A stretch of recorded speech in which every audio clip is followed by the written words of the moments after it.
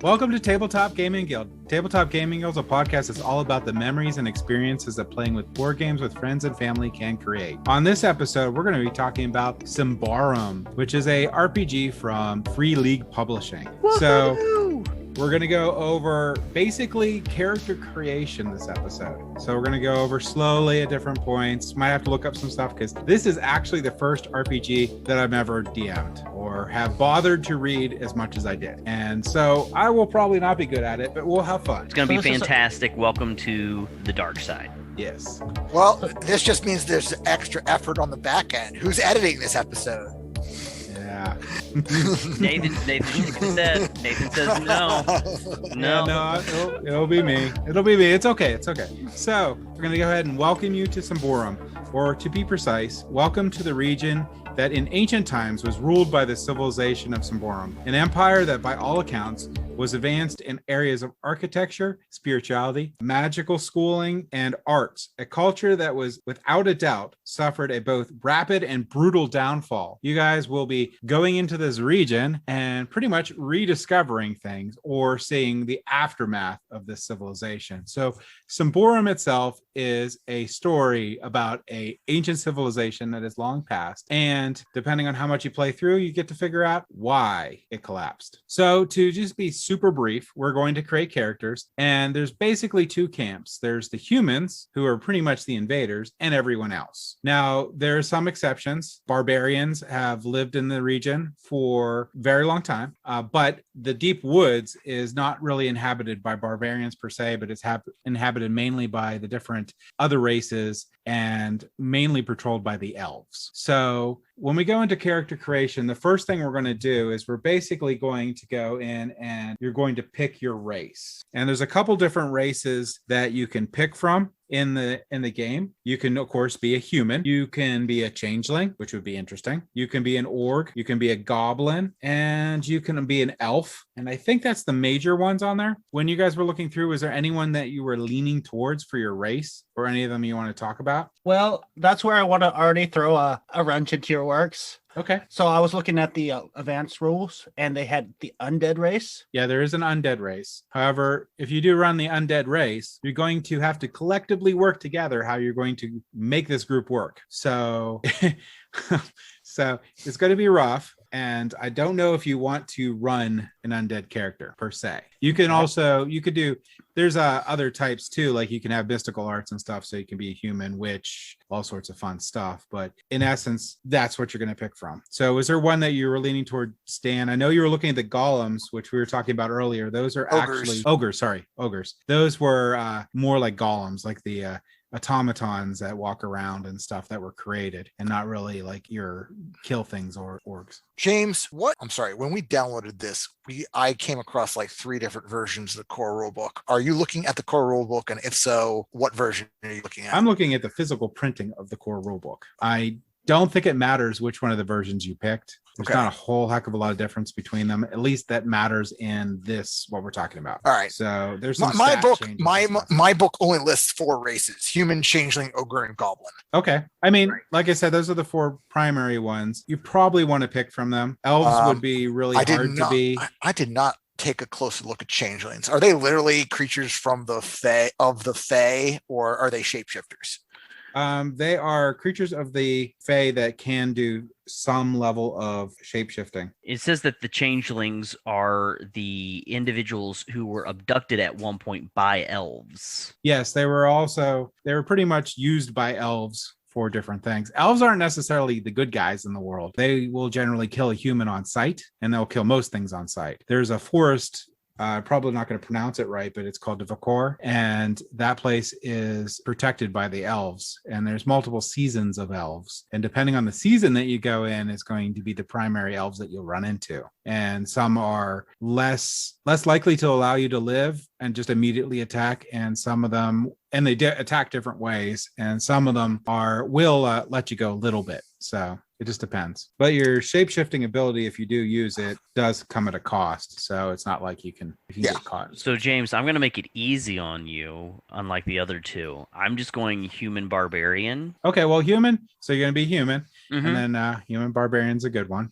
Now, I will mention that if you have the rulebook at home, that there's archetypes that you can look at, and the archetypes will help you fill out the abilities that if you pick a race and a type that they should be, or they'd be best at to start with. Okay. So so I see in the book here, archetypes is the three main archetypes are warrior, mystic, and rogue. Yep. And without having looked at them too closely, I was leaning towards mystic, but I'm going to take a look at it and see. It would fit with the lore because barbarians do have mystics, and they do follow the rules of the witches, which create what the idea of the witches are. They're the mystics that listen to the forest to determine what will keep everyone safe. So they create rules to not cause the same calamity that happened to Symbaroum, sort of idea. Okay. And there are gods that each thing follows, but we can get into that later. But basically know that. So yeah, you can be human, barbarian, mystic is cool. I think I am gonna go ogre, and I could take this two different upon what Pete decides here. Actually, I'm thinking either A, I've been drafted into military service and we'll get there. Don't worry about that part yet. Or B, I've been raised by the wild people and are basically serving the same role. Now they will be filling out a editable PDF. I'll make that available in the show notes. It's really nice, especially if you're going to play it over Skype or whatnot, just to have that instead of have paper. So what are you thinking, Nathan? So yeah, I guess this is a question for the whole group. Do we want to go hard mode? No. We don't want to go. I don't want to go hard mode. Sorry.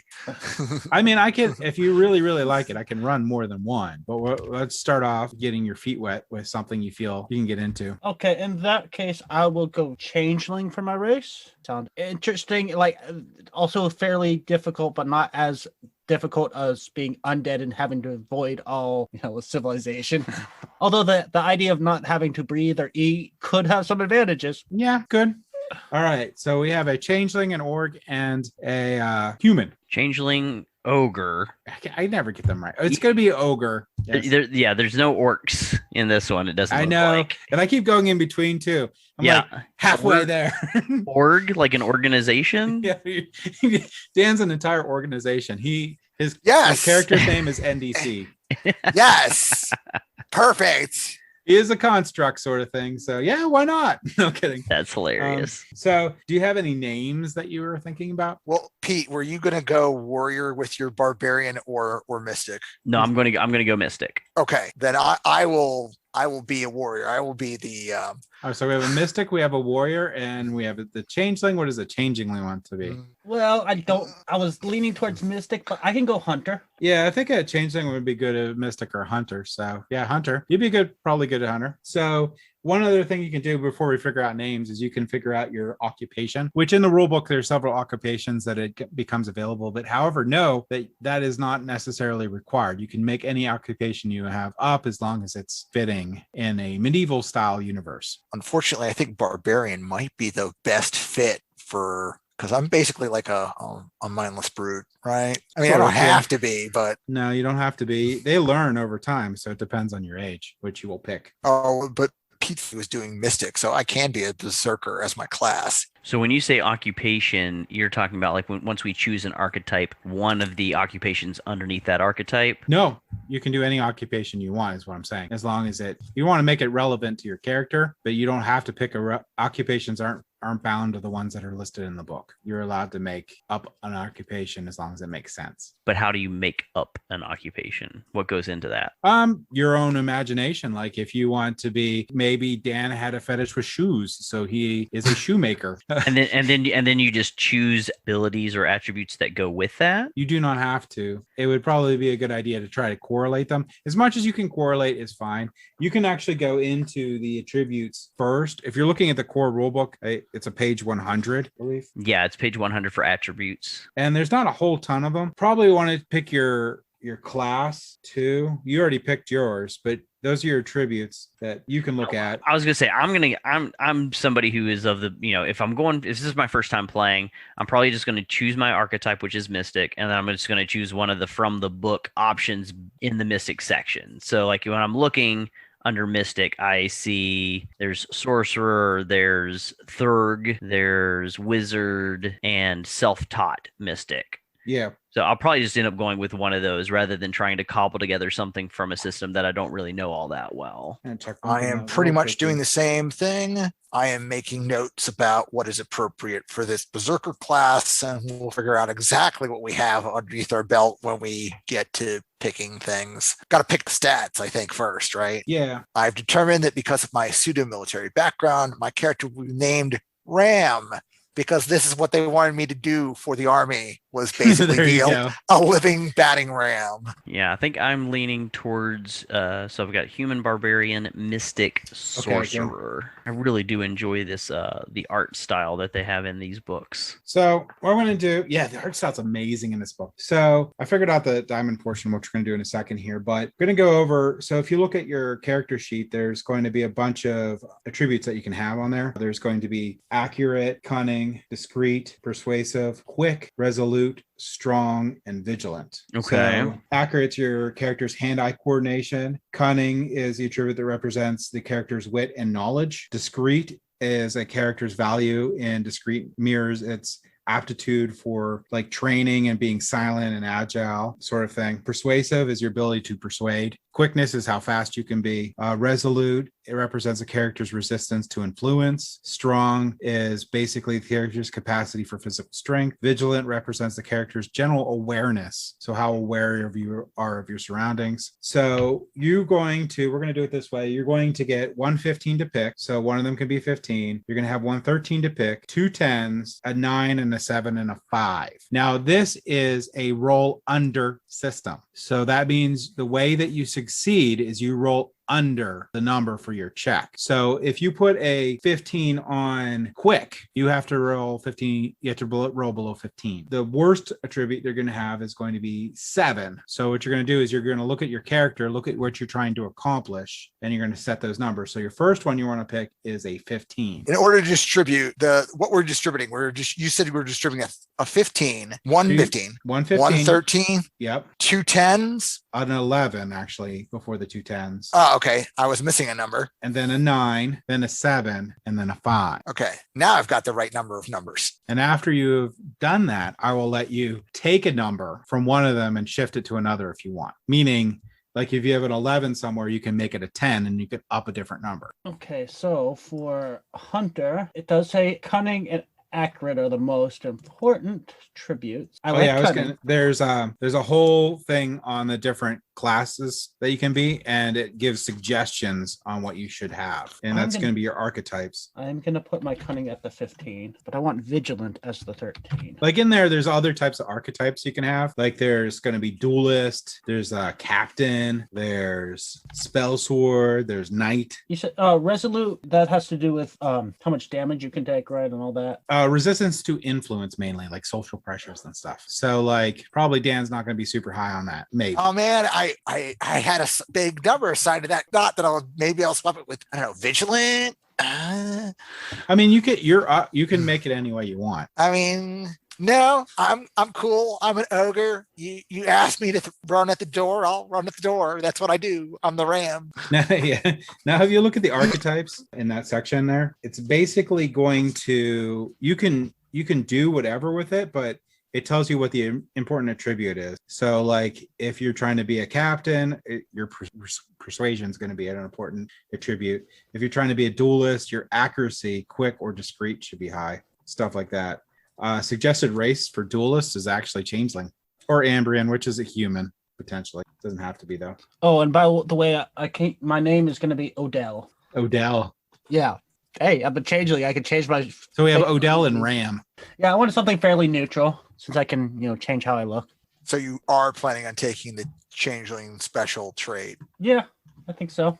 I haven't actually read it yet, but I have the opportunity to buy an ability called Robust, but I'm not sure if I like it. It's like I'm at least 8 feet tall. I have to get custom built armor, and like I think I get a penalty to my armor class due to my size. Most armor has penalties to it. So we'll get into that in a second. Mainly, you want to pick out your attributes first because that's going to finish your like maximum toughness, your corruption threshold, your corruption permanent, and your pain threshold. So once we get those attributes, then I'll tell you how to fill out that top part. Well, mine are set if you want to. Yeah, I think I'm done putting numbers in boxes. Sure. So your toughness is equal to how strong you are, except for it can't be below 10. Oh, that's good. So fill that one out, and that's in the it's not really diamond, but the top portion of your sheet. Yep. Your pain threshold is how strong you are divided by 2 and rounded up. Okay. Not your toughness, how strong you are. So apparently Nathan is not going to have much of a pain threshold at all. So I'm sorry, pain threshold is also based on strong, you say? It's based on strong. So you divide it by 2 and you round up. Gotcha. Well, that's not terrible, but I bet other people have better. I bet I have way better. I mean, I could have worse. Okay, so we're going to get into defense in a minute because defense is going to be affected by your armor impedance. But for right now, for defense, just put what your quick is. We're going to modify it because you're going to have to modify it by your armor in a minute. But for right now, it's just your quick. I don't see defense. It's in the bottom of your the first page. Oh, okay. So what goes in there? It's your quick, how quick you are. Okay, that's not bad. But when you pick your armor, that's going to lower it unless you like no armor. Corruption threshold is your resolute divided by 2 rounded up. They ain't gonna die. So I hear chuckling on the line. Is someone not going to be resistant to corruption at all? I got a 3. Yeah, that's low. Yeah, I made resolute my lowest stat. That's fine. I was gonna say I only just finished putting up my 8 attribute numbers, so you guys are. So I'll go over them again. Right, your toughness is equal to your strong, but it cannot be below 10. Okay, so maximum toughness. So however strong you are, but it can't be below 10. I see toughness and I see maximum. There's 2 different boxes to fill in. You just fill in the bottom portion of it. Just fill in the bottom. Okay, so the maximum for that. All right, so I'm 11. Okay. Okay. Now you're going to go pain threshold, which is how strong you are divided by 2. All right, so that would rounded up. Rounded up, so that would be 6. Good. Right. All right. Defense is equal to your quick. We're going to subtract your armor impedance in a little bit, but for right now, just put in what's your quick. You said quick is my defense? Yeah. All right, so that's I see 2 defense boxes. Go down all the way to the bottom. It's the one on the left that you want. The one on the left. Okay, so 10. Okay, so the next thing is your corruption threshold, which is your resolute divided by 2 rounded up, which is hopefully higher than 3. Corruption. That's now that's back up at the top of the page. Yes. Back up at the top of the page. It's the bottom of the one that says permanent. It should say corruption threshold. Oh, corruption threshold. Sorry, I was looking over at corruption permanent. Corruption threshold, and you said that is my resolute. That's your resolute divided by 2. Yeah. Yeah, that's 5. For your corruption permanent, you can all put 0. You're not corrupted. Okay. What? Okay. You don't want to be yet. Oh, okay. As you progress, maybe we'll see. Well, yeah, unless you're taking undead, right? Yeah, I mean, no one picked any of the weirdo ones, so and it'd be hard. I mean, it would be like when you guys are all comfortable with it, that'd be something that you would do. Okay. All right. So I don't know if you guys want to read off your ability, your attributes that you selected, just so generally everyone knows how everyone goes. Peter and mine will go first. Sure. I will go first. So again, this is the human barbarian mystic sorcerer. My accurate attribute is 7. My cunning is 15. My discreet is 13. My persuasive is 5. Quick is 10. Resolute is 10. Strong is 11. And vigilant is 9. Now I want to throw out there too. I also let you lower one number to raise another one if you want by 1. Did you want to do that at all? You know what? Yeah, I will lower my accurate actually down to 6 to get my vigilant up to 10 as well. Okay. So now for everyone else, if you modify one of these things that you updated your top section with, just have to modify it again. But right. All right, Nathan, you ready? Yeah. So my accurate is 11. My cunning is 15. So we got 2 hyper intelligent people. I'm not talking about the players. I'm talking about the characters. Yeah, definitely. I was gonna say, at least on paper. My discreet is 10. Persuasive is 7. Quick is 10. Resolute is 5, Strong is 9, and Vigilant is 13. So I am wise and alert, but not very charismatic. Sounds about right. How about you, Dan? All right. I, of course, am the warrior ogre, Berserker. I picked an accurate of 10, a cunning of 9, a discreet of 7, a persuasive of 5, a quick of 11, a resolute of 10, a strong of 15, and a vigilant of 13. It's actually not too bad of a group. Yeah, we got not persuasive at all. Yeah, we don't have a mouth, but that's okay. We can smash things really hard. There you go. So I'll just say don't run into elves. How about that? Just All don't right. run into elves and you'll be okay. Maybe. We got our tank, and we definitely won't be caught off guard. We only have one. You have one human, which they don't like human per se, but he's a barbarian. So it's a little better. I'm not an A Ambrian. little better. So you might be able to pass by not getting killed on sight until you have to talk. Sounds good. So we have that top row done. Did you think of a name yet for your character, Peter? Yes, I'm Lothar. Lothar. So we have Lothar, Odell, and Ram. Yep, Lothar. Lothar. Okay, so I'm going to go over abilities and powers, which, if you're looking at the core rulebook itself, is on page 112. I was going to say, mine says abilities. I don't see powers. Is that somewhere? It's just abilities and power. They're all abilities. They're saying abilities and powers. That's what I'm saying. Where do you see and powers? If you look at page 80, it just says abilities and powers, but it's just abilities in page 112. Page 80. Page 80 for me is a... Character I creation see what sheet. you're saying. It's a character creation sheet. Okay. But in the book, it's just called abilities. Okay. Yeah. All right. So basically, you're going to look at page 112 if you have the core rulebook, and that's going to be your abilities, and that's going to go into that middle, the portion right underneath all the attributes that we just filled out. Abilities, they give a really good character in Symbaroum. So your abilities are going to be sort of giving you your character in the game, because that's basically in this game, your worth is your abilities. So you want to pick some that reflect what your character can do, or what you want your character. And you can do, there's novice, adapt, and master. You can't do any mastery ones at all. Let me get the numbers here real quick, but I think you can do 5 novice ones. You can pick 5 novice ones, or you can pick, I think it is 2 novice and 1 adapt, but let me double check real quick. How many abilities do we get? That's what I was just saying. I'm looking sorry. it up to make sure Oh, okay. real quick, because you can pick novice or adapt, but if you get more if you pick only novice. Right. I believe, 5 abilities at novice level, so I was right. Okay. Or you can do if you want 1 adept, what is it? You can either do that, or you can pick 2 novice level abilities and 1 adept. So the only reason you may want to pick an adept level is if you say your character, so your occupation. So let's say your occupation is a hunter. So you may want to pick an adept level ability at hunt that helps with hunting. So that may be a consideration. It can let you be more of a specialist, and you can, if you pick an adept level ability, you also get the novice level equivalent of the same ability. It's just written in one block. But if you notice in your character sheet, if you look at the ability sections, there's going to be little triangles down there, and it's the NAM. If you pick an adept level one, you're going to fill in the N and the A. So again, you can have 2 novice abilities and 1 adept ability, or 5 novice. And when you're picking through these ones, you can sort of figure out what you want as an occupation. So I definitely know one of the things in beast lore, which is pretty much like, okay, it makes sense for hunter for sure. And it really sounds useful for new players, because the novice action is with the cunning test, I can recognize and recollect the strength and weaknesses of monsters, and the GM has to describe all their stats, basically.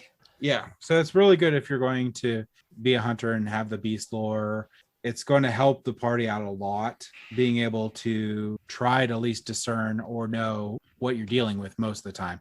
Now, I will say that beast lore doesn't give you like complete knowledge of all beasts out there, but it's a big advantage. I'm sure it's based on like how well I roll, of course. To a point, yeah. Also, I'm not going to be the type of person that be like, hey, you ran into a goblin, roll. Okay, roll again. Like, it's the same thing. Yeah. Actually, goblins aren't necessarily monsters. True.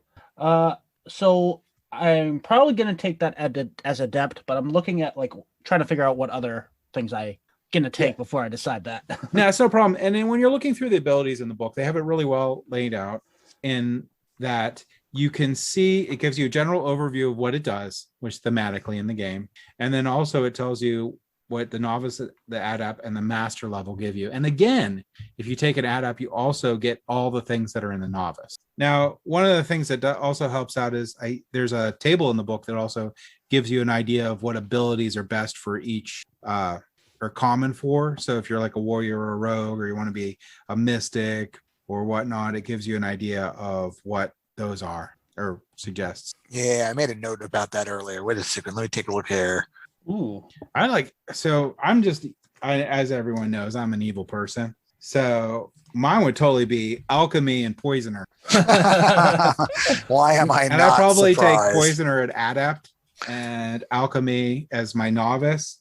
And then I would probably take medicus as a novice. You sure you wouldn't be just straight a backstabber? Well, I mean, technically, every doctor knows how to kill. True. So, yeah, alchemy and medicus and poisoner would be my three things. And I'd probably be a changeling. So that'd be cool. I've got a couple of interesting ones that I'm looking at. I haven't quite decided whether or not I want any of them at adept. If I find one that I want at adept, I might be tempted to I might be able to go 5 though, because there's just like that many abilities.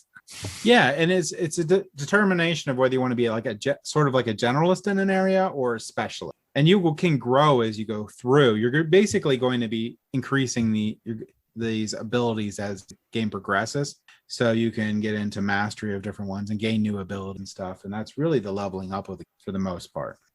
Okay, I'm not taking pole arms. That has. What was Nathan? What are you? We have a mystic and a warrior, and then what was Nathan? I'm a changeling hunter. Hunter. So hunter is it's in the advanced players as something that got broken off, but was originally part of rogue. No, I'm just saying I really like the steel throw. I think that's cool. I was just saying if that would fit for anyone. Steel throw? It's basically you can throw things, weapons. It's cool. So if you want to be able to throw daggers and stuff, really good for rogues. Mm-hmm. Yeah, I was looking at pole arm, which is what it suggests, but that's based on strength, I think, and I'm not very strong. Toughness is based on toughness. Still, nope. I would definitely suggest sorcery for Peter. Oh yeah. Or mystical power or something. Yeah, I went with both of those for sure. So again, I'm going with 5 things. So I've got alchemy so far. Yeah, that's good. Mystical power, sorcery, and then past that, I'm not 100% sure yet.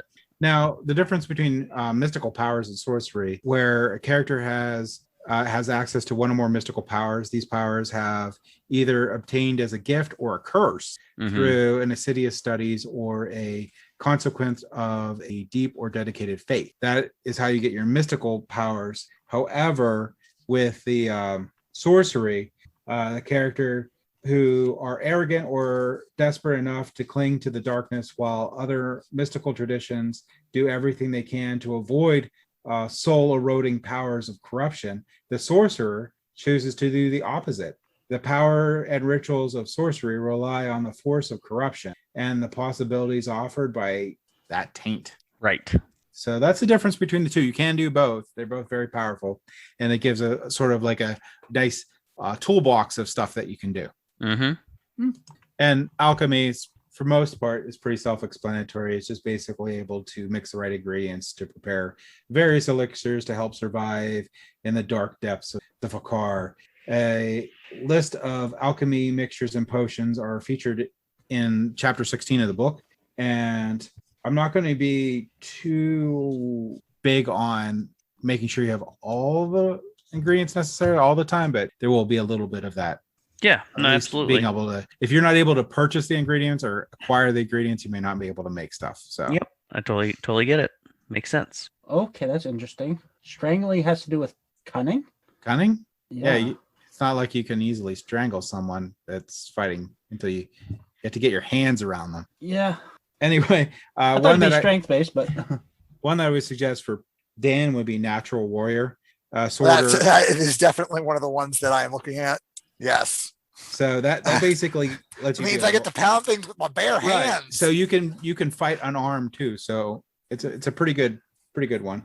They have the man at arms one too, which lets you wear armor and is trained at how to move and fight while doing so. So if you're going to wear armor, that would be a good one to have. All right. So I think I've got my 5. All right. So what's Peter going to go with? So I think I'm going to go Alchemy, Mystical Power, Sorcery, Steadfast, Poisoner. Poison. I like it. I like it a lot. Yeah. It's basically an alchemical potions and poisonous plants. You actually understand them. You're going to be able to effectively use poison with weapons in combat. Poisons can be purchased from less scrupulous peddlers, but to accurately brew a potion requires some understanding of alchemy. So you pretty much have the double edged sword there. Right. And you get the novice level of all of those, which is cool. So when it says type at the bottom, is that where we put novice, or no? I see the NAM. So we just put a little check on the N. You color in the N. Yeah. All right.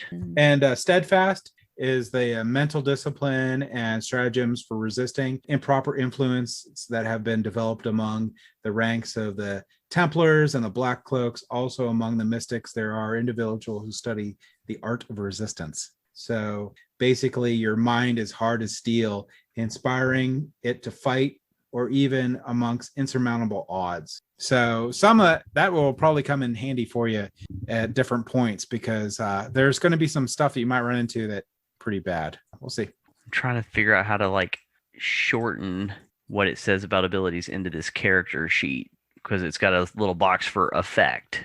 The easiest way. So let's use an example here. So basically for Steadfast, which is going to be the harder, you could just write second attempt to succeed with a strong or resolute test. When how would we ever condense that? Right, it's a long one. For ongoing physical effects, you get a second attempt to succeed with strong or resolute. So basically, it's like long-term effects that can happen on you. You get a second attempt to try to break it. Right. So, and then just say that's going to be it has to be a strong or resolute, which is probably all. Yeah, second attempt to succeed with a strong or resolute test. Which doesn't sound that powerful, but it can be. Well, I mean, yeah, just knowing that if I fail on one of those attempts, I get another chance is going to be nice. Mystical powers. That's not what I want. No, that's me. Where is the attribute list? Warrior I missed it. Thunder. No. I'm not investing in mystical powers. No, not at all. So while you guys are deciding, Peter can write down in the friends and companions. He can write down you two in there. What is it? So down on the bottom, you have a group. So your group's going to be made up of the 3 of you. Oh, yep, I see that. Okay, friends and companions. And together, you can determine whether you want a group name and a group goal. But we'll go over that in a second. So you can put the names in there. The names was Ram and Odell. Odell. How do you spell an Odell? Odel. Odel. Okay. All right. Okay, I got my 5. Odell is a changeling. Yes. And so once we figure out you two figure out your abilities, we're going to go forward with your occupation. So we're going to get that figured out. Then we're going to do your quote, and then we'll do a team group goal. Okay, so my abilities are Beast Lore, Lore Master, Strangler, Quick Draw, and Marksman. Okay. So I got the Marksman and Quick Draw for the distance, but if I get up close, I got Strangler. Yeah, that works. And I'm smart. I know stuff. The Lore Master is pretty interesting. What was the Lore Master? With a successful cunning test, a Lore Master can figure out the properties of specific artifact without being bound to it. So basically, like the identify spell from D&D, it sounds like. For the most part, yeah. You also picked Beastmaster, right? Yes. So you're just going to be a knowledgeable. Yep. Oh, and what's the, I'm sorry, is it Man of Arms that's the armor ability?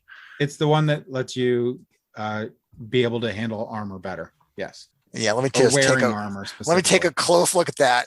I started looking at a couple abilities and then I sort of pivoted because I was like, no, let me lean into my supposed background here. So if my supposed background is in fact military, the armor ability would make more sense. I just Yeah, looked at the you're going to alchemy. probably be picking armor for your equipment, which we'll get into that in a little bit, but you're probably going to be... Beams. There it is.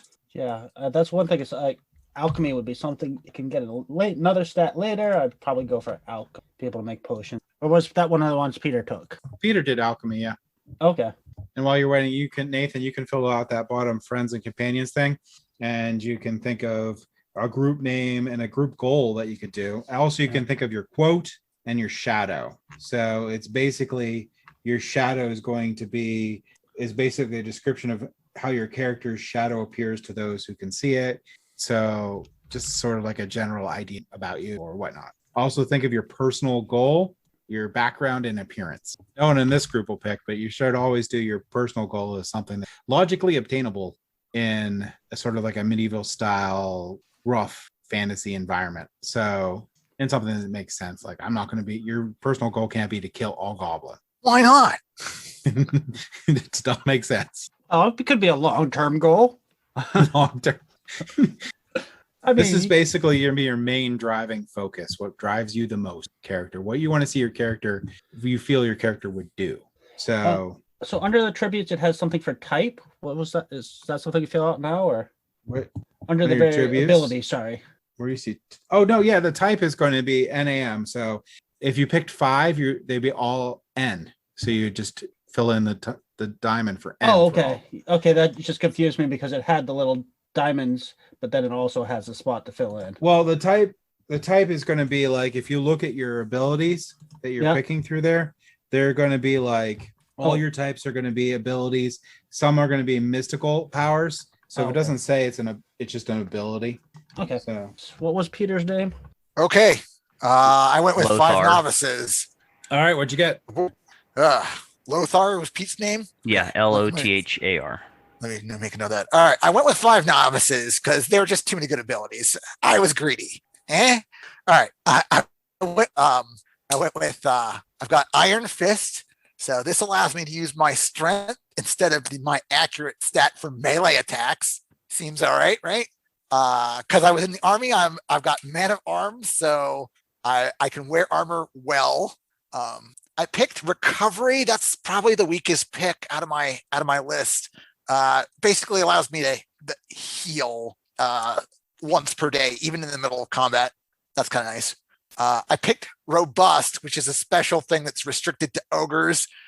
Basically, I'm 8 feet tall. I get a penalty to my quick to defense, but I ignore extra damage and do more melee damage. And I picked Two-Handed Force, which allow me to basically wave around large two-handed weapons with additional damage dealing capabilities. Sounds good to me. I like it. Yeah. So what we're going to do now, we're going to get into equipment in a little bit, but we're going to do that last because that's going to get into some armor, and then you're going to have your impedance in there too.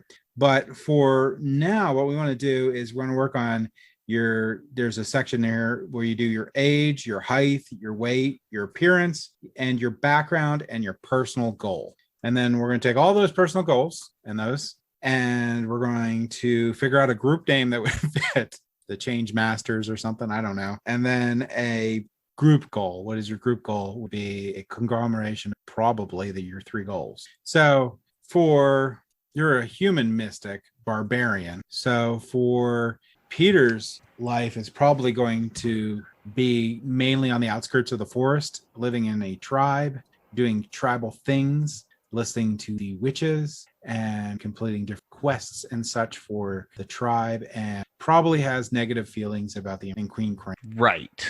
Let's see here. I did make a quick change to my abilities. I swapped out Quick Draw for 6th Sense, which allows me to use my Vigilance instead of accuracy for ranged weapons because I'm very vigilant.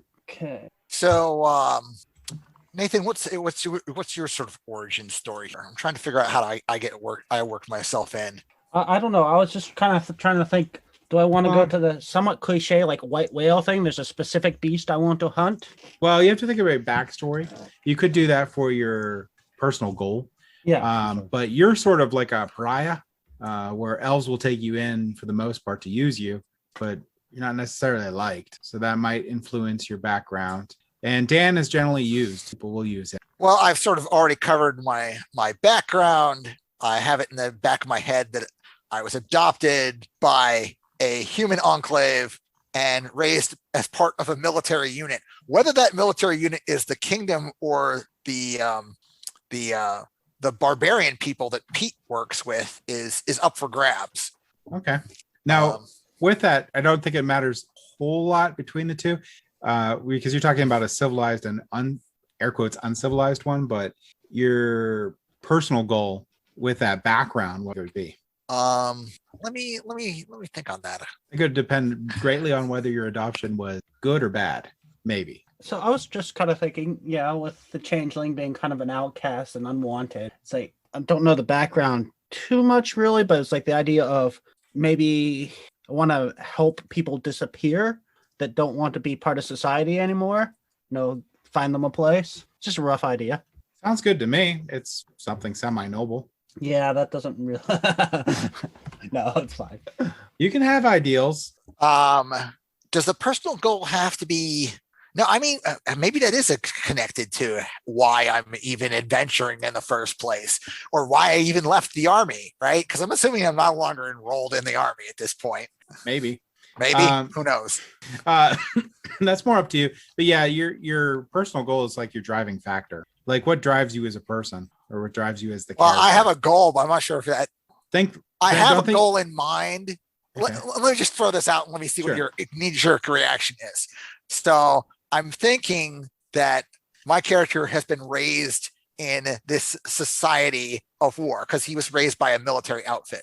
So like his personal goal is actually to achieve a life of peace. He wants to, be mostly by himself so people don't bother him, doing farming or some nonsense like that, right?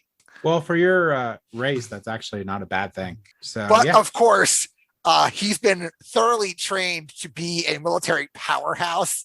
And of course, there's lots of like monsters and like world conflict around him that he can't ignore. So yeah, plus you're also not the monsters and stuff, but you have to worry about the Ambrians depending on whether you're going to go with the barbarian clan or the Ambrians. If you go with the Ambrians, then you have to worry about the barbarians and the fact that you're big, you can fight, and you're part of a group. Right. So yeah, that'd be it. So I'm basically my background has stuck me in a position where I have to fight, but I my heart's not in it, but I'm good at it. Yeah. So you're a warrior pacifist. You're just not very good at the pacifist part. I mean, I did not pick berserking as one of my abilities, specifically because I didn't want to fly in a rage. I wanted my character to be kind of calm and collected and almost mellow and, Okay, so yeah, my personal goal is like basically help people disappear, but either way you want to interpret that. So either, so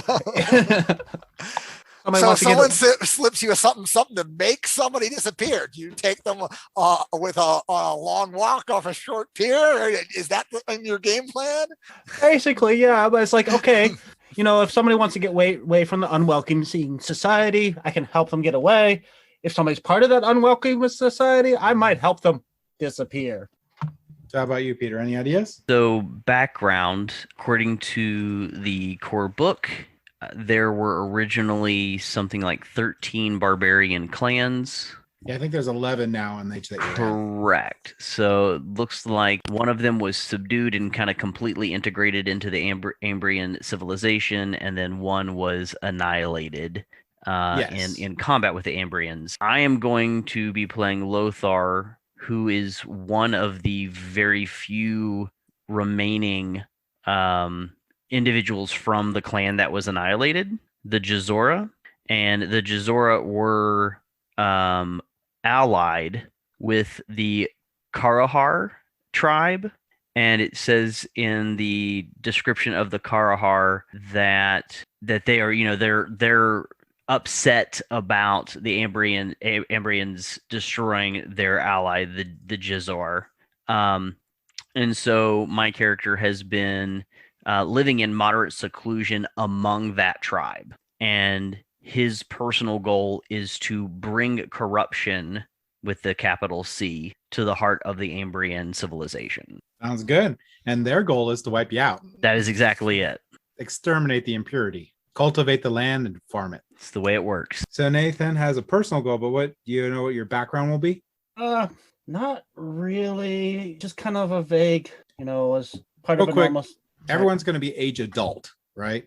I want to be a baby. Yeah, definitely not like a No, kid adult. thing. Yeah. I actually wrote on my character sheet age 8, thinking that is how many years I have lived among humans, which seems fine. Yeah, you're a little different. Yes, since ogres apparently walk fully formed out of the mists of wherever. Yeah, you're ready to go pretty much. Although they still have to learn, but yeah.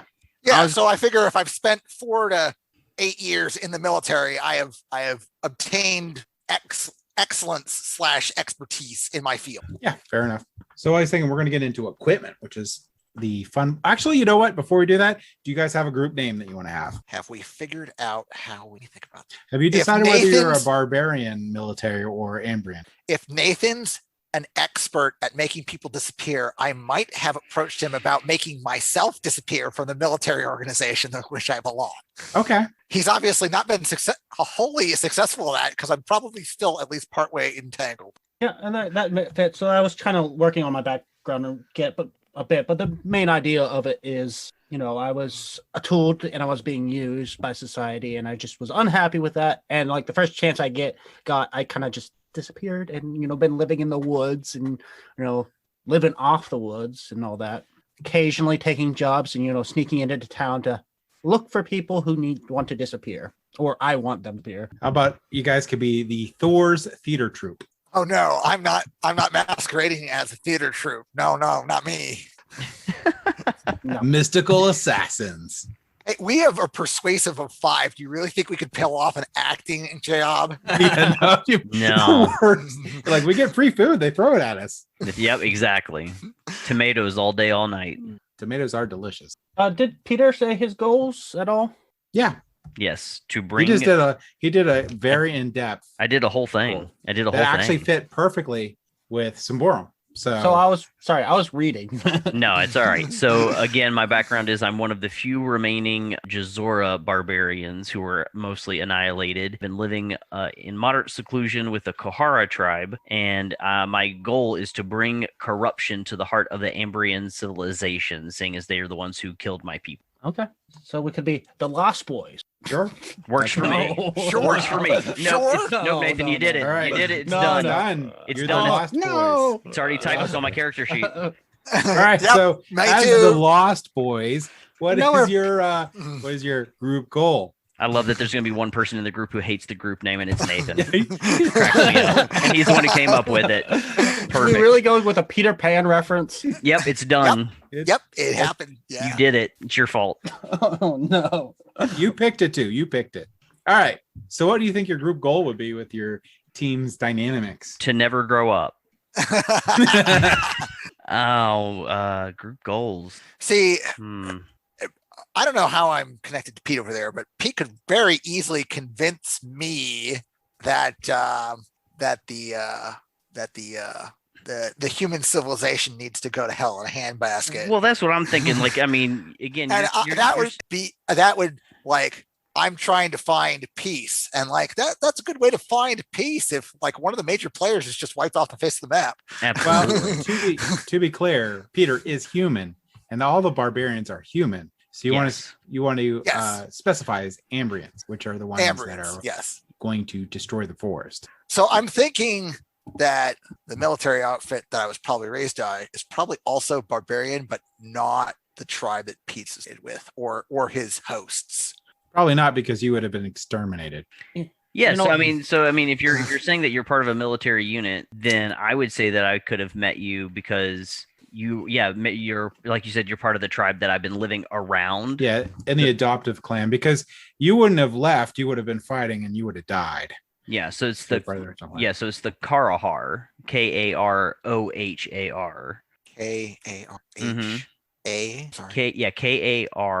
All right, I've added that short bit to my background there, so I have it.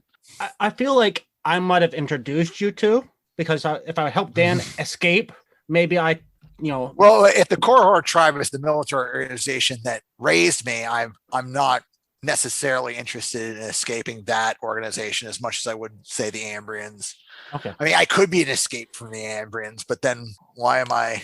The barbarians would have killed me, right? Mhm. If I ran to them, more than likely. Well, definitely, if we're going anti-Ambrian, that would kind of fit with my character too. Yeah, for sure. So apparently, our group goal is to destabilize the Ambrian nation. Yeah, it's death to the invaders. That's fair enough. So write that down on your sheet. You're gonna like this first session. Yeah. Oh no, the pre-generated adventure he has us going through first. Right. Just starts in Ambrian City. It's like, what do we do here? It does have, depending on how the characters pick how the people pick their characters, it does have different things to it. So, Oh, that's cool. Fair. Yeah. I really like how they wrote it. So it's going to be cool. That's why I need, after you guys are done, to send me the character sheets. I will also post them when we do in the podcast for this one and for the one we actually do the play session, so people can see them. And Mine is currently just in a plain text file, but I'll find that form PDF you mentioned. Yeah, and then and slap give it to in you. there and Yeah, send it slap off it to in me. there. And Yep. we should be good. So I'm going to be super generous with money. You're going to have 5 Thalar. Okay. That sounds like the default out of the rule book. That's exactly what it sounds It's like. 100% the default. But yeah. Apparently, regulars get 5, but if we were Ambrians, those stupid invaders, we'd get 50. I watched the video. I know I know what's what. You guys are poor. We're fine. very poor. Very poor. You're going to get what you get, and you're going to be thankful. Also, I will be super generous, and each of you guys are going to get a sleeping roll, cooking equipment, and firewood. And you can have different trinkets if you want, within reason. You just have to let me know what you want them to be. Where Like do we find these things in the book? Trinkets are just made up. So if you want like a necklace that has no apparent reason other than a background story thing, you just let me know. You could get a deck of cards because you like gambling, sort of thing. Don't care. Don't spend your money on it. You can just put that down. Sorry, a bedroll, firewood, and what was the last thing? You get a sleeping roll, cooking equipment, and firewood. You get those. Cool. Those things. So 3 things and 5 Thalar. 5,000 because I'm super generous. Hey, I'm looking already at what alchemical elixirs I can get with that. So I can get a moderate poison for 4 of those. Yeah, you can. That's quite a lot of your starting money. And I'll let you can go in and you can spend your money. So I'll let you do that on your own for that. Yeah, I don't think I'm going to spend time on the podcast with spending my money. I will look at that later. We have additional starting equipment too, right? Because like by picking the ability two-handed force, I should have a two-handed weapon, right? Yeah, we'll get into that in variety. a second. You're going to get more stuff. Yeah. But for right now, that's what you get. Now, do anyone want a trinket? You can pick like a fishing rod as a trinket if you want. It doesn't cost anything. Dude, my character is super mellow. I want a fishing rod. That sounds like a mellow pass. You can have a fishing rod and a little case of bait. If you There want. you go. Put that down. All right, I just put down fishing rod, tackle. Yeah, I like you can it. like things like single horn. You can do that. Would probably be a bad idea. Pipe and tobacco if you want to be smoking for some reason. I got a weird thought. Oh. Okay. Since I'm a changeling that cannot change, cannot shapeshift, and I like to make things disappear, I have a little token that has a face on it, but every time I flip it, like I fidget with it, the face on it changes and like occasionally it just disappears. The face. Sure, you can write that down. You can use that as a trick at some point too. Is there anything you want as a trinket, Peter? Can't be crazy, just a little dinky thing. No, I am actually going to go ahead though and do the pipe Okay. that you mentioned. I'm going to do a pipe. So with the starting weapons, you get weapons. You get weapon or weapons associated with a specific ability for free, as well as a dagger. So you're going to always get a dagger. So everyone can write down a dagger. Fantastic. For an example, Dan picked man-at-arms. You can pick medium armor. I might. Marksman can have a crossbow or a bow. A polearm mastery, which no one has, gets a spear. Shield fighter, no one has, which is a shield. Steel throw gets 1 throwing weapon of your choice. Twin attack gets 1 single-handed weapon. Or if you did it at up level, you get 2 single-handed weapons. Two-handed force, you can pick 1 heavy weapon. Witch hammer, which no one did. is one single-handed weapon. Beyond that, you can pick a sturdy staff and another dagger, a single-handed weapon and a dagger, or a ranged weapon and a dagger. So I get a crossbow for taking marks. If you didn't do heavier armor, other than the weapons, a character starts with a ordinary light armor. You can choose to not have the light armor if you want, but you can purchase upgrades for any of these too if you want. With your money, you can spend it on your own. You can also do flexible quality if you can afford it, but you have to purchase it. So like for Peter, he might want to buy a witch's gown, which adds buffs for him and stuff. You can do a cloak or a priest robe or stuff like that. But that basically you're going to get light armor for free, and then you can purchase any other different upgrades that you want. In my book, there's only 2 medium armors listed: crow armor and lacquered silk cuirass, which sounds a little special when I read the description and I see on the table that its cost is 25 thaler. Well, you get it for free. Oh, okay. So I can have the lacquered silk cuirass, even though it let me double check real quick. Sounds a little special. It does sound a little special. You can if you want, but yeah, you get 1 medium armor for free. And to be fair, I'll let Peter pick either the witch's gown, wizard cloak, or priest robe for free if he doesn't want the light armor. I'll have to take a look at those things. I'm learning more about the occupy or the mystic I'm thinking that I maybe did my attributes slightly wrong. So you can I might make one change. Yeah, I might make one want. Change real quick. Just remember, if you do make a change to an attribute that affects those bottom or the top numbers, that you have to readjust. I do need to adjust that, because I just was going to adjust resolute, which changes my corruption threshold. Okay. Right, because resolute corruption threshold is like half your resolute rounded up. Yep. And Nathan, are you going to go with the light armor? I think so. Yeah. Okay.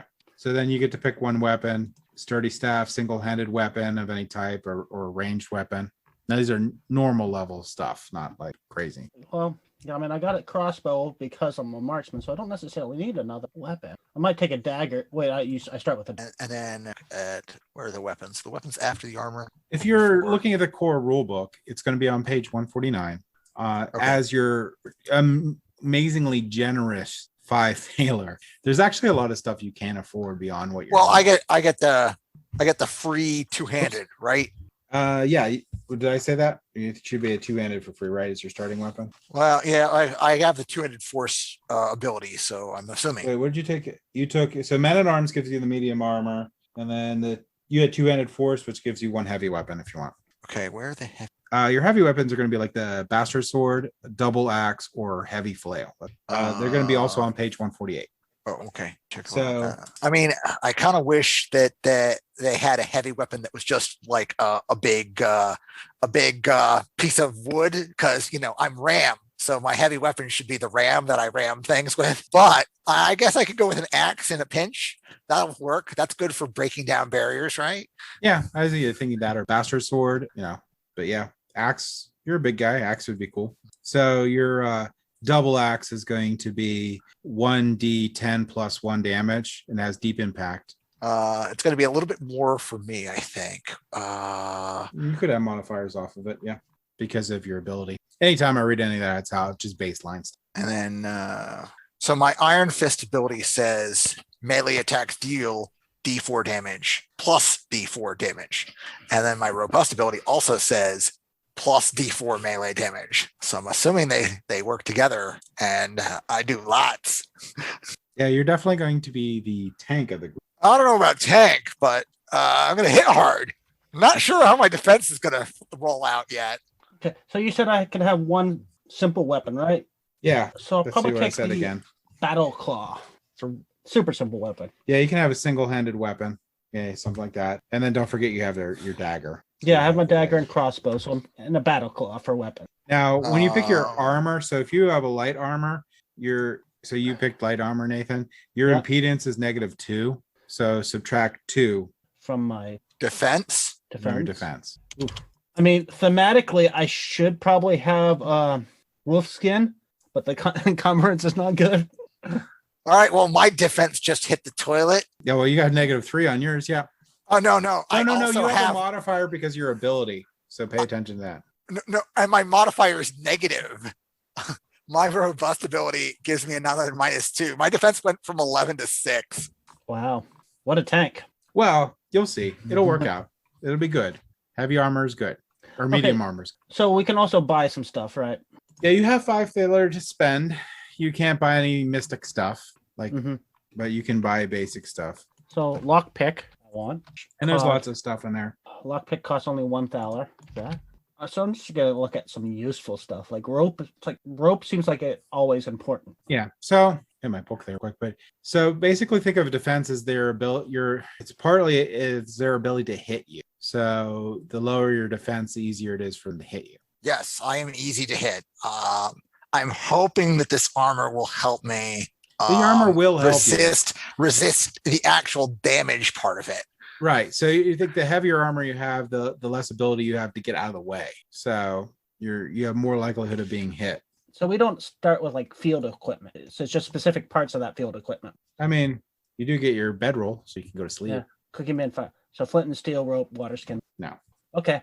Let me double check, but I'm 90% positive you do not. Yeah, you just get a sleeping roll, cooking equipment, and firewood. Services.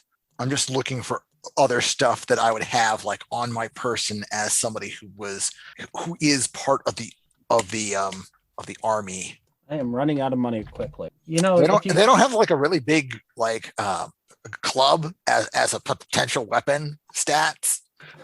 No. I want a club. All right. What's the conversion from Thaler to shilling to Orteg? Is it 10? Is it simple 10 or what's that again? What's the money conversion? Yeah. Oh, hold on. 10. So you have your thaler, you have your shillings, and you have your otegs. 10 otegs makes 1 shilling, and 10 shillings makes 1 thaler. Okay. I'm trying to look up like there's mystical powers, and I think Peter should have one. Yes, I should, and I do. Oh, which one did you pick? Curse. You picked curse. Okay. Mm-hmm. Once per turn, the Mystic's Dark Glare automatically gives an enemy a second chance to fail all success tests meant to affect the Mystic. And then your sorcery should give you one too, right? I found a piece of equipment that I am going to give my character because it makes sense. I found under tools a sledgehammer. This is something I should have. Okay, here we go. You can have a sledgehammer. I may swing this sledgehammer as an impromptu weapon, so be prepared for this. I look up your sorcery ability. Doesn't your sorcery ability give you a free one too? It may. I'm not 100% sure on that. Still trying to piece that together. Because I think you get one for that one too. Yeah, I understand your sorcery ability, but I thought it would give you some sort of mystical power too. I'm gonna have to look that up a little better. Because it wouldn't, if you just pick sorcery, it wouldn't make much sense. So I think I'm missing something. Well, I'll let you know. Yeah. I mean, I've got to look into it a little bit closer too. But yeah, I'll update the podcast notes too of what I find on there. But I would think that you would get something. And I think we've at this point filled out everything in the character sheet. Is there anything any of you are missing? So I went ahead and took light armor. Oh, you took light armor instead. So you have impedance of -2. So your defense will drop. Didn't all of them? No. Heavy armor or medium armor has -3. If you would have picked, I think if you picked Mystic Robe or whatever, it's none or lower. Oh, I'm sorry. I thought all of them had -2. I could be wrong. Let me double check, but I thought the Mystic Robe stood out. So the medium armor as a category has -3. Yeah. The armor that I selected had the special trait flexible, which gave it a 1 less than normal. So I've got a medium armor that impedes at -2. Sure. So if we go to armor, light armor, general light armor is -2.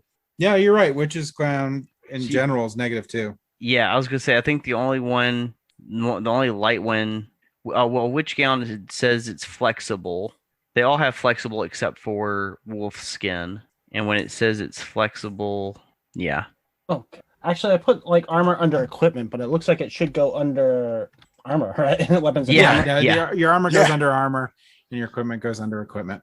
So protection that would be, and quality would be whether it's flexible. Actually, technically, your weapons go under weapons, and your equipment go under equipment. Sorry.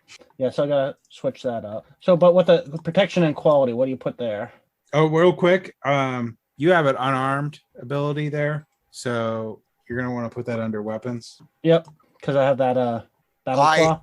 I did you're not. talking to him. No, I did not take natural warrior. So. Oh, okay. Well, Nathan does have something there. So, what was your question, Nathan? So, what do I put for protection and quality under the armor? Quality would be protection is the die that's related to the armor. So if it's light, it's 1d4. If it's medium, it's 1d6. If it's heavy, it's 1d8. Quality is the impeding value. So it's either -2, -3, or -4.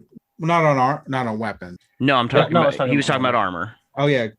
Quality is the impedance. Correct. Yeah. So if you have light armor, then you have protection 1d4, quality impeding -2. Right. It's important to put that on there too, so that if you remove that armor, you still know what your stats are. Right. You can readjust them. So that's good for a quick reference on there, because you might lose your armor. You never know, or whatnot. So one thing that I know we haven't done yet is you haven't done your personal quote or your occupation. Oh, do I need to go over the stuff we actually bought? No, you can. I'll get that from the sheet. People can know that there's a pretty good list of things that you can purchase throughout the book, and with the advanced player books, there's more stuff or whatever. But in the core book, there's a good bit, enough that it doesn't matter. You got stuff to start with. But what we're going to do now is, what would you want? We'll do occupation in a second. I'm going to give you guys some ideas. But quote, what would you want your quote to be? Well, I'm not very good with words or good with people. So my quote is just simply, no one is no one. Okay. And Dan's is going to be, I kill no one. No, my quote is basically, right, time to get to work. There you go. Let's go. Because work, and air quotes for my character, is usually somebody in my social network asking me to go smash something, which I don't like to do, but I'm very good at doing. So I understand why they're asking. Well, Peter's thinking for occupations, you can do all sorts of stuff. Like your occupation could be captain. Your occupation could be self-taught duelist or duelist. Your occupation could be spell sword. Your occupation could be knight. Your occupation could be giant wall with a hammer. My occupation is simply soldier. I am one of the nameless that just march and occupation soldier. That's good. If you're Ambrian, you could be like a Thurg, where you can be like one of the religious leaders. You can be a self-taught mystic. You could be a sorcerer. You could be a wizard, Harry. You could be a witch hunter. You could be a thug. You could be a treasure hunter. You could be a ranger. You could be whatever you want to be. So Dan's a soldier. Nathan is... I have monster hunter, but I also want to be like almost an information specialist as well. Monster hunter tactician? You have an occupation. So what do you think? The occupation that like the book has is monster hunter. You don't have to go off the book. That's just your class or archetype. Right. Archetypes give a good idea for if someone asked you in game, right, what your character does or what your specialities are, you could tell them, oh, well, I just help people. Yeah. Or you can be like Dan, and you're like, I'm a soldier. Or you could be, you don't have to be what, like, your occupation doesn't actually have to be exactly what your class is, but it can be. Like, if you're just a monster hunter, you can just be a monster hunter. Yeah. Actually, no, that makes sense. Especially with my backgrounds, like the idea, I am a monster hunter, by, the whole making people disappear is more almost a hobby. And also, it's not something I would necessarily tell everybody. So it's like if they ask me, what do I do for a living? I'm not gonna say I make people disappear. I make you go away. No. So you're gonna be monster hunter, or what do you want to be? Not monster hunter. It's my proclaimed occupation. So what are you thinking, Dan? Or Peter? Actually, right, Peter. So I think my occupation. I'm trying to think of like what the people in the world would consider it. I wouldn't say that I'm a healer, right? Wouldn't say that I'm a healer, but again, so I'm an alchemist. I'm somebody who say apothecary. There you go. I'm an apothecary. There we go. It's a moral gray area between everything. There you go. I'm an apothecary. Works for me. Good occupation. You make some extra money in game. And Nathan will just get you killed. Dan can pick up extra money from guarding things. I mean, yeah, no, I can definitely guard things, and I would prefer guarding things over smashing things because, that's quieter work. Yeah, there you go. So that is basically character creation for Symbaroum. I'm going to do a gentle introduction with the scenario. So you'll get to get into the world there. And when you run into different things, I'll explain it through in-game mechanics. So you don't have to know a whole lot. Although I will say knowing the gist of how each group fits in would help. But I'll go in through that for the most part. But know that just because someone's an elf does not mean that they will guard the Vakar. There's some that are Ambrian. So there's some that live with the barbarians. So there is cross sort of, I don't know, what do you want to call it? There's people don't necessarily always fit into the roles that are the overarching roles in each one. So you have to be aware of that. So just because you run into an elf doesn't mean they're not Ambrian. No, absolutely. Stab you in the back. I was going to say, if you want to throw it in there, my quote is, "We're already dead." I like it. Nice. And yeah, it's okay. All right. I like it. This is going to be a morbid group. Perfect. At least you're going to try to survive. Would have been a little bit more morbid if we did my character, but it would have been difficult because it's hard to fit that in to being everybody's okay with this. It's no big deal. And you'd have a really hard time with the first scenario too. Yeah. They did say in the rule book is kind of talk to the DM and find out what kind of scenario they're planning on running, whether it fits in. Yeah, we could do that in the future. I'd rather you guys be more comfortable with the game itself before we get in there. Anything super crazy. I'm just giving you a hard time. Yeah, I'm pretty sure you wouldn't last very long with this first scenario with an undead person. Barbarians try to kill you. The Ambrians try to kill you. Everybody in between tries to kill you. Hopefully the barbarians don't try to kill us. Hopefully. No. Well, I would say an undead person in there. Oh, right. But yeah, so what did you think about character creation? It's not too bad. I mean, this is my first time trying to teach people how to create any character of any type. So, of course, I had some areas that I didn't know really well, but, I think we got it done. Yeah, no, absolutely. It's character creation is always a bit more for a game this size. It's always a bit more in depth, I think, than what you originally think it's going to be. But for me, it's always a fun part, especially with a group. If you do the character creation process together, you get to really start to feel out the party, as opposed to when you just sit down at a table with people you don't know and then they just give you a character. We got to hear Dan and Nathan think about their character out loud as they were planning it, and so I think that's always a fun part of a game. And I think it's more fun to definitely make characters together. Yeah, it didn't take that long either, though. My experience is warped because I played bad games from the 80s, so completing character generation in under what was it been 2 hours is good, especially with knowing almost nothing about the game. Yeah, especially knowing almost nothing about the game.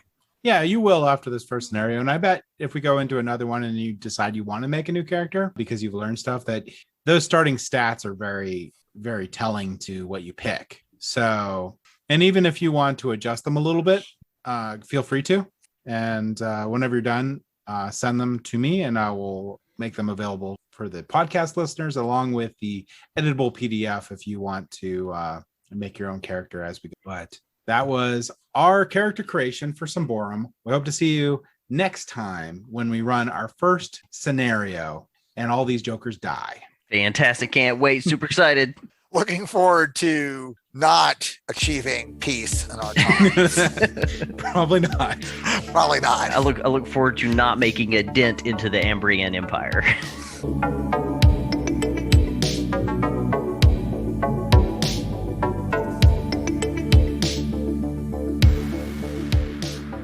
Thank you for listening. If you have any feedback for us, feel free to visit us on Facebook, Instagram, Twitter, or Board Game Geek Guild 2989, or our website at tabletopgamingguild.com.